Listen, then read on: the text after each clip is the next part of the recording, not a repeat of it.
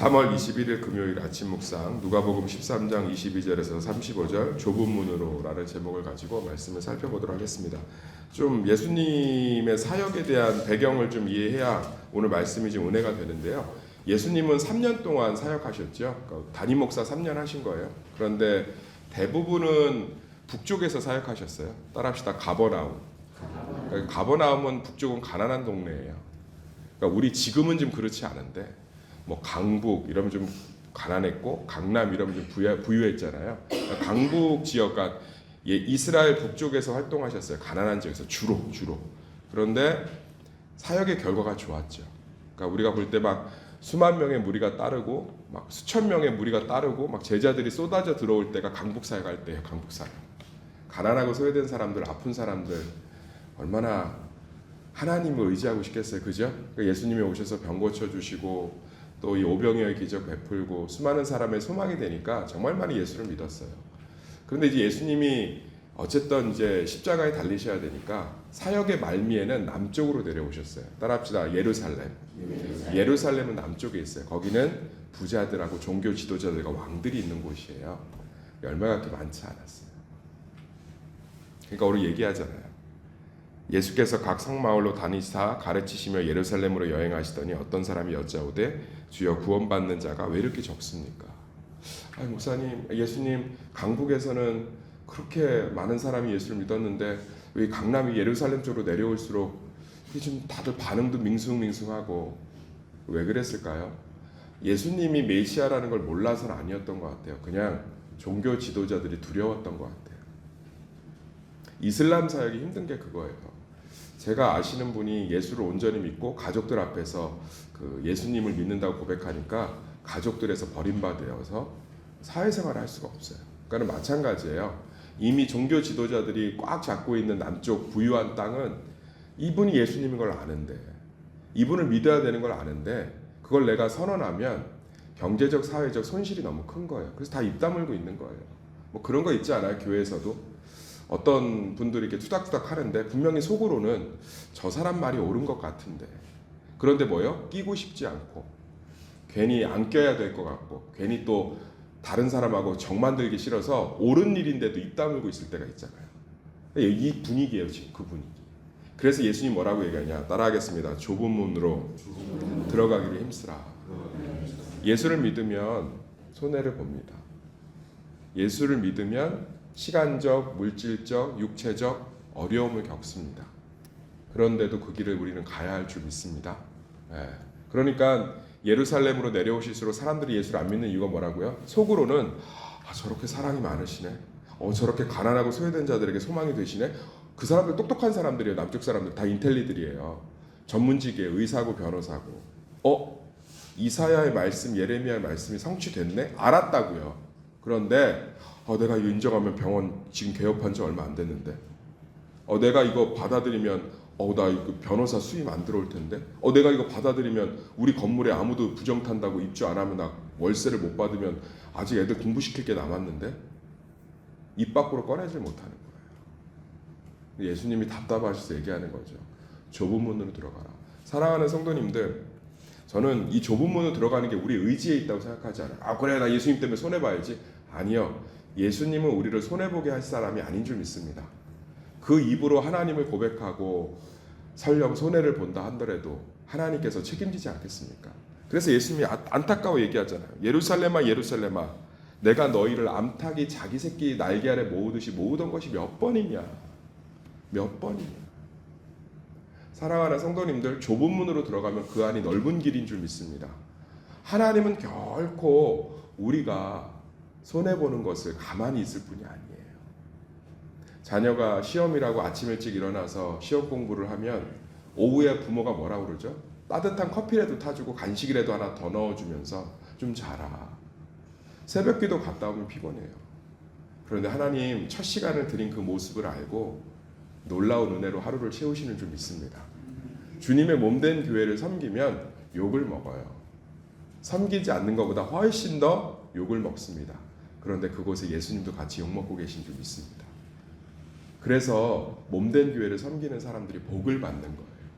섬겨서가 아니라 예수님이 가슴 아프셔서 그러니까 예루살렘 지역에서 예수를 고백한들 핍박받고 소외된 자들을 예수님이 외면하셨겠습니까? 하늘 권세를 갖고 지금도 명령하면 12영이 되는 천사를 보내 온 우주를 쓸어버릴 수 있는 분이. 사랑하는 성도님들, 마음껏 좁은 문으로 가십시오. 그 문 입구에 예수 그리스도가 계십니다. 저는 그 소망이 있어야 좁은 문으로 우리가 갈 수 있다고 생각해요. 무슨 스님들처럼 고행하는 것처럼 네 좁은 문으로 가야지 막 삐짓고 들어가는, 기독교는 의지의 종교가 아니에요. 십자가의 은혜의 종교지. 십자가가 능력인 줄 믿습니다. 좁은 문으로 두려워하지 말고 가십시오. 그곳에 예수님이 서 계십니다. 할렐루야. 그게 넓은 길인 줄 믿습니다. 내가 최선을 다해서 남들은 새벽 5시에 새벽 기도하면 나는 3시에 일어날 거야.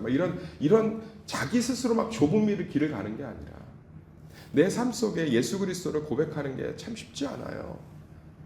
예수 그리스도 때문에 손해보는 거 쉽지 않아요. 내가 묵묵히 하나님의 나라의 일들을 하는 거 쉽지 않아요. 그런데 우리는 그 좁은 길에 예수님이 계시다는 게 생각되면 쉬운 일이 되는 거예요. 저도 목회의 여정 속에 아픔이 없겠습니까? 어려움이 없겠습니까? 그런데 내가 목사니까 주의 종이니까 고난의 길을 걸어야지. 그러니까 대한민국 목사님들이 그렇게 간암이 많고 그렇게 우울증이 많은 거예요. 그렇게 속병들이 많은 거예요. 스스로 좁은 길을 가니까. 그런데 내가 고생하는 거 예수님 다 알고 계시지. 내가 이렇게 속 끓이는 거 주님은 알고 계시지. 그 좁은 길 문에 예수님 계시지. 그럼 예수님이 위로하시고 답 주시고, 저도 지금 속상한 일이 몇 가지 있는데 오히려 기대돼요. 예수님이 또 나를 위로하시겠구나. 새 힘을 주시겠구나. 이 일을 통해서 선을 이루시겠구나. 이 일을 통해서 하나님의 놀라운 일하심을 보겠구나. 할렐루야. 이거라는 거예요. 좁은 문으로 가세요. 좁은 문에 예수님이 계십니다. 우리 고백합시다. 예수님이 계신 비좁은 문이 넓은 문인 줄 믿습니다. 그곳으로 가세요. 그러면서 이제 얘기하죠. 그러니까 이제 안 떠나세요. 그러니까 아주 얍삽한 21절 보면 그때 어떤 바리새인들이 나와서 이르되 나가서 여기를 떠나소서 헤롯이 당신을 죽이고자 하나이다. 아주 위로하는 척, 친절한 척. 예수님, 전 예수님 사역 되게 좋습니다. 그리고 제가 구약의 정통가라 예수님이 메시아라는 거 알겠어요. 그런데 이렇게 좋은 사역을 오래 하셔야 되는데 헤롯이 죽이려고 하는 것 같아요. 일단 좀 피하시죠. 예수님 정면으로 얘기하시죠. 이르시되 너희는 가서 저 여우에게 이르되 오늘과 내일은 내가 귀신을 쫓아내며 병을 고치다 제3일에는 완전하여지리라. 예루살렘에서 죽겠다. 예수님은 자기 성도를 버린 일이 없어요. 할렐루야. 지금 보세요. 예수님이 예루살렘에서 사역하니까 사람들이 눈치 보느라고 예수를 고백 안 하죠. 그 예수님 선언합니다. 좁은 문으로 들어와라. 거기 내가 있다. 그러면서 선언하는 거예요. 나는 내 양을 버린 적이 없다. 왜 하나님이 우리를 안 버리신다는데 우리는 스스로 하나님이 나를 버렸다고 생각하십니까?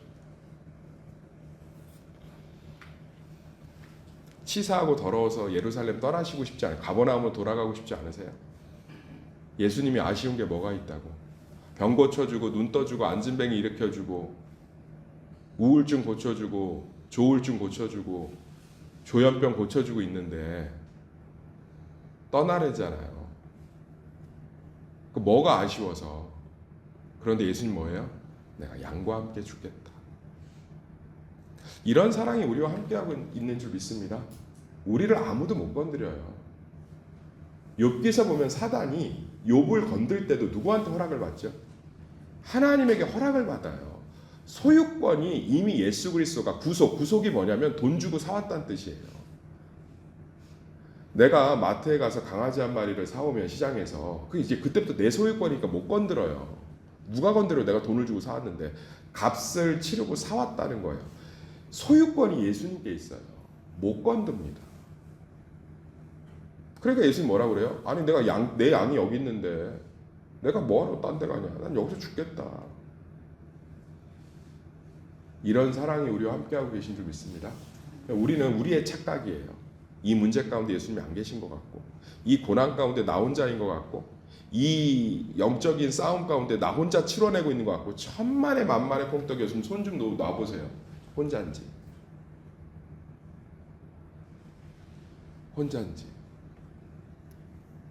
제가 청년 때 그 삼일교회에서 정말 많이 시켰던 훈련이 무덤 기도예요. 무덤에 지금은 큰일 납니다. 옛날에 공동묘지가 많았어요.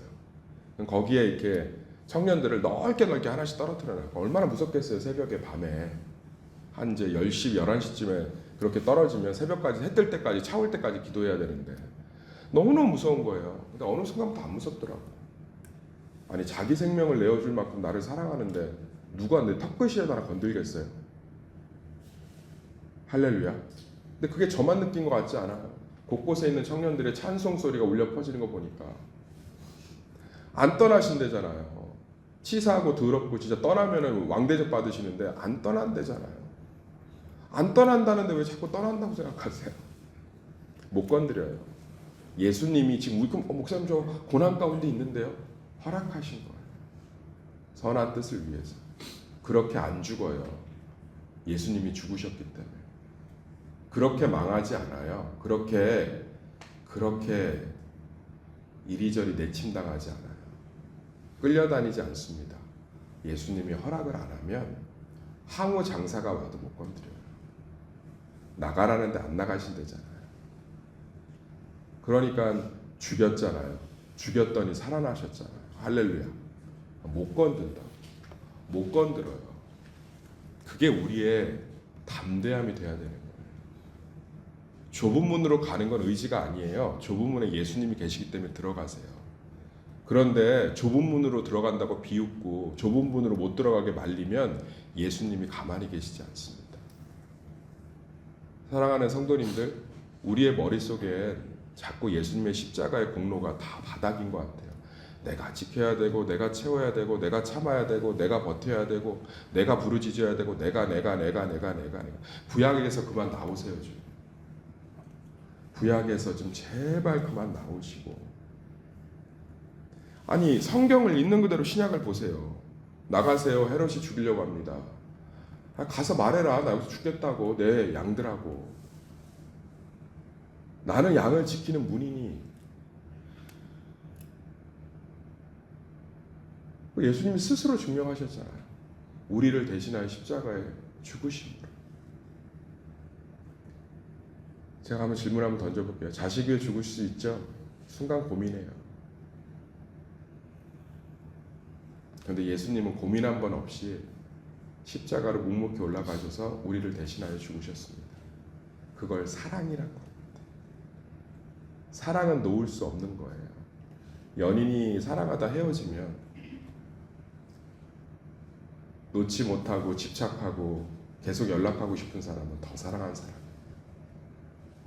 우리가 예수님을 사랑하는 게 일이라면 예수님이 우리를 사랑하신 건 온 우주적 능력인 줄 믿습니다.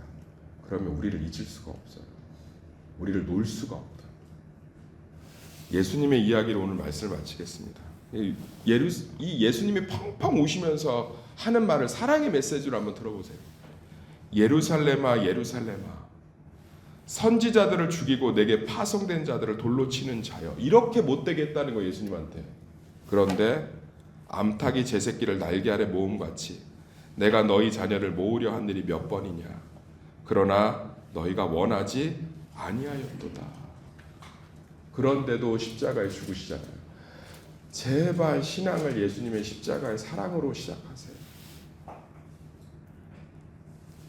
안타까워서 그래요. 누리지 못해서. 이미 완성하셨고 승리하셨는데 여전히 누리지 못해서 너무 속상해서 그래요.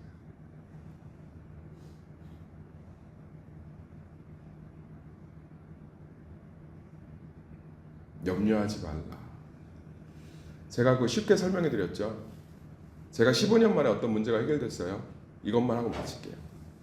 그럼 타임머신을 타고 15년 전에 그 문제 때문에 스스로 핥히고 가족들 핥히고 꼬라지나고 분노하고 절망하고 머리 다 빠지고 매일 아침에 눈 뜨는 게 싫고 두렵고 나 누가 죽일 것 같고 그런 내 모습 찾아가서 뭐라고 하고 싶으세요? 하나님이 15년 만에 제 문제를 해결하셨어요. 15년 전에 그 문제 때문에 핥히고 다 난동 피고 혼자 가족들 다 들이받고 가족들 다 상처 주고 가족들끼리 서로 막 온갖 아픔 다 주고 그런 내 모습 보면 딱 대면했을 때 뭐라고 할 것 같아? 예수님하고 똑같은 말이에요. 내일 일을 염려하지 말라.